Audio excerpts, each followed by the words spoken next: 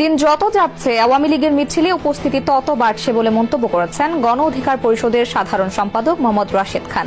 সংবিধান লঙ্ঘন করে, সেনা আইন লঙ্ঘন করে অবৈধভাবে ক্ষমতা দখল করার পর দিন যত যাচ্ছে আওয়ামী লীগের মিছিল, আওয়ামী লীগের সারি তত বড় হচ্ছে। গণহত্যার মাস্টার মাইন্ড ওরা সবাই তো পালিয়ে গেছে। অন্তর্বর্তীকালীন সরকার তখনই সফল হবে যখন প্রতিটা ঘটনার বিচার তারা করতে পারবে। আওয়ামী লীগ ফেরত আসলে কোনোভাবে আমাদের পক্ষে এই দেশে থাকা সম্ভব না। হয় আমার হাজতে থাকতে হবে, নাইলে আমার বিদেশে থাকতে হবে, নাহলে আমার রাস্তায় মরে পড়ে থাকতে হবে।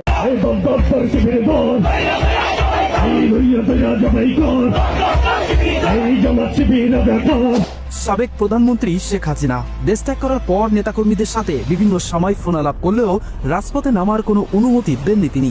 কিন্তু বর্তমান সময়ে আওয়ামী লীগের উপর অধিকতর অত্যাচার হওয়ার কারণে বেশ কয়েকদিন আগে তিনি বলেন, যার যা কিছু আছে সবকিছু নিয়েই রুখে দাঁড়াও। আমি জানি আওয়ামী লীগের নেতাকর্মী কারো ঘর বাড়ি নাই, সব জ্বালিয়ে পুড়িয়ে ছাড়কার করেছে।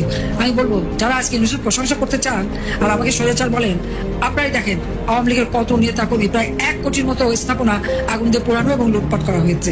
এই যে চরম অরাজকতা সারা দেশে, এর হাত থেকে অবশ্যই মানুষকে মুক্ত করতে হবে। যে অবিচার চলছে, বিচারহীনতা চলছে, মানবাধিকার লঙ্ঘন হচ্ছে, সন্ত্রাস জঙ্গিদের দেশে পরিণত হয়েছে বাংলাদেশ। প্রস্তুত হয়ে সকলকে আন্দোলনে মাঠে নামতে হবে। ইনশাল্লাহ এই বাংলাদেশ আবার মাথা তুলে দাঁড়াবে, বাংলাদেশের মানুষ শান্তি থাকবে, বাংলাদেশকে আমরা উন্নত সমৃদ্ধ সোনার বাংলা হিসেবে গড়ে তুলব। নেত্রীর যেমন আদেশ, ঠিক কর্মীদের তেমনই কার্যক্রম। সারা দেশে চলছে আওয়ামী লীগের মিছিল সমাবেশ।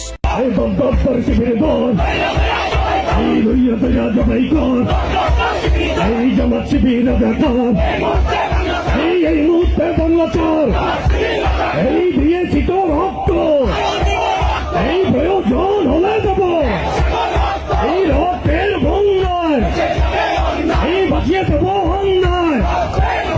এই দালাল দালাল দালালেরা, এই রং বেরঙের দালালেরা, এই জামাতের দালালেরা, এই শিবিরের দালালেরা। নেই আইনি কোনো পদক্ষেপ, বরং পুলিশ কমিশনার ইতিমধ্যে এক বক্তব্যে জানিয়েছেন, পুলিশ হত্যার বিচার না হওয়া পর্যন্ত আওয়ামী লীগের মিছিল মিটিংয়ে কোনো প্রকার বাধা দেওয়া সম্ভব নয়। তবে দেশে অন্যান্য রাজনীতিবিদরা ইতিমধ্যে আওয়ামী লীগের এই মিছিল হওয়াকে কেন্দ্র করে ভীত সঞ্চয় করছে। তারা জানিয়েছে, এভাবে আওয়ামী লীগের পূর্ণ গঠন হলে আমাদের অস্তিত্ব বলে কোনো কিছুই থাকবে না। আওয়ামী লীগ এবার ফিরলে তাদের ভুল ত্রুটিগুলো শুধরে হয়তো ফিরবে, তাই খুবই ভয়ঙ্কর রূপ নিয়ে ফিরতে পারে।